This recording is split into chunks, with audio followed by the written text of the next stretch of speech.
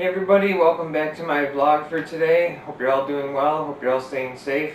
Today is the return of Whisper Wednesday. I haven't done one of these in a while, so I figured I'd bring it back.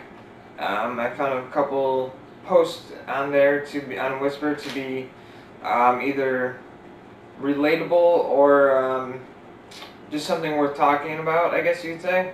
I picked out 4 or 5 of the posts. I can't remember if I picked out 4 or 5, but anyways, so let's get into this. The first post that I found that I could relate to, it says, I spent about $300 on alcohol in the last week. I think I have a problem.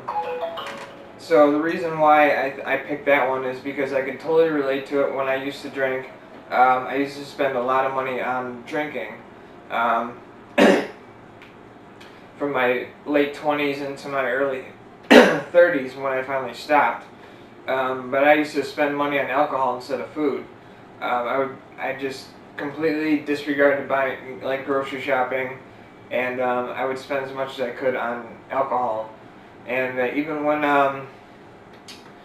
alcohol caused me to lose everything, I still drank a little bit not for too long after that, but actually for a while after that. I drank when I was in this apartment too, so I quit.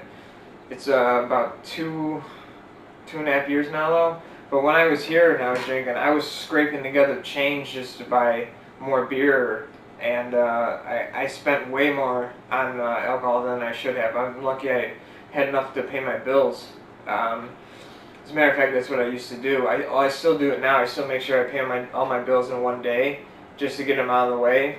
But I would make sure that I paid my bills so I could spend any extra money I had on beer. I was just drinking beer at that point, sometimes whiskey, but I definitely spent a lot of money on alcohol.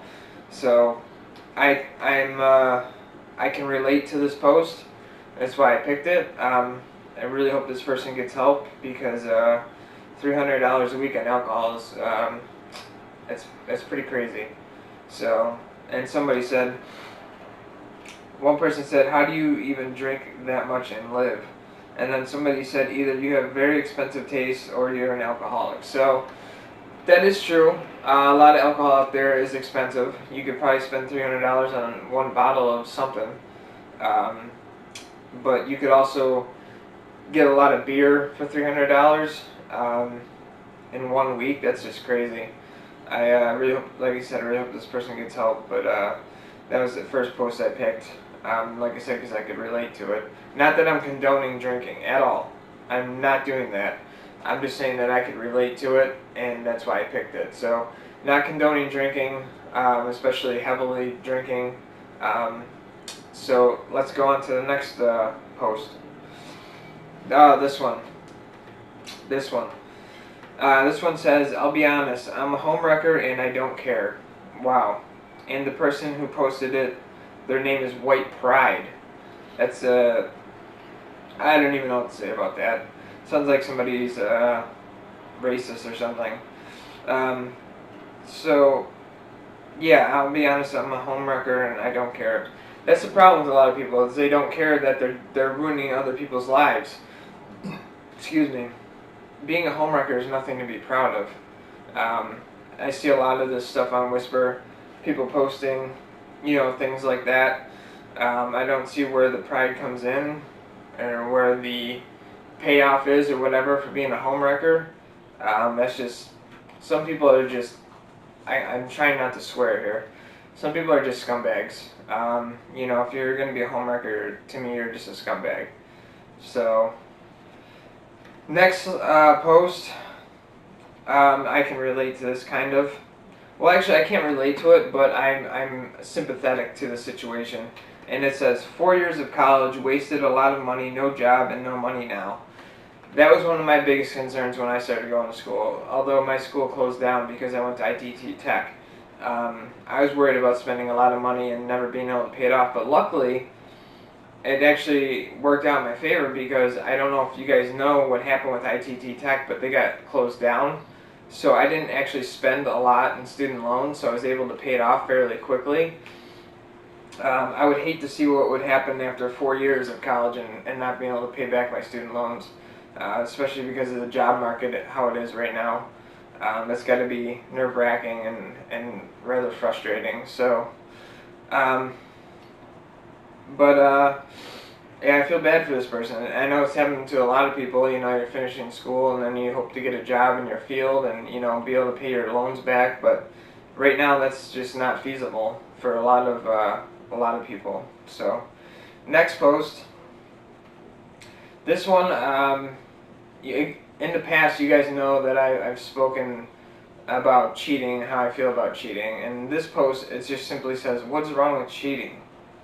And I believe that this person posted this, one, because they're probably a scumbag and they do cheat, and two, they're probably just trying to stir things up to get attention. You know, I mean, why would somebody blatantly say, "What's wrong with cheating?" when that's just kind of an obvious answer? Like this one says, one of the answers replies to this, it says, "Everything is wrong with it." Then the other reply says, "Everything. I don't know about you, but I've been cheated on and it broke my heart. If you aren't happy, leave the relationship, plain and simple." I 100% agree.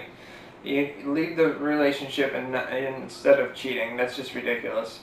There's no reason to cheat on anybody. Nobody's forcing you to stay in the relationship. You have the power to leave under your own power. You don't have to stay in a relationship and sleep with other people.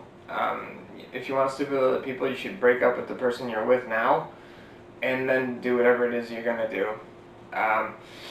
That's just plain and simple. There's everything is wrong with cheating. I agree, and I really think that people should break up with their partner if they're not happy. You don't go around cheating on people. There's no reason to cheat. There's no justifiable reason to cheat at all. So next post. It says, this one I can relate to again. It says, "I've gotten to a stage where I am finally proud enough to say I'm choosing sobriety."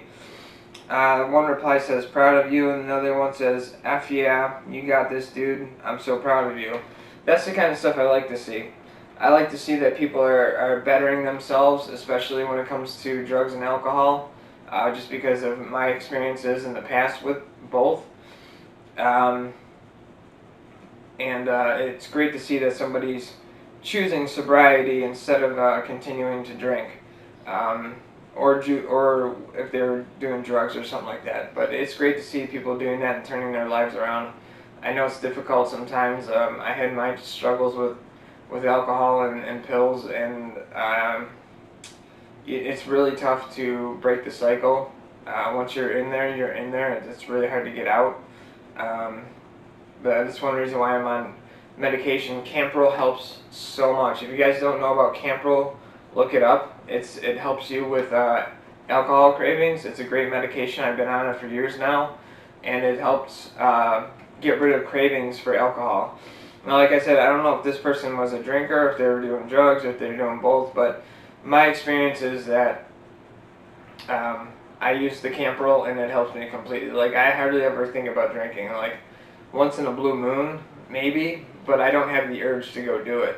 So hopefully this person gets on something like that and it can help them stay on the right track. So, but anyhow,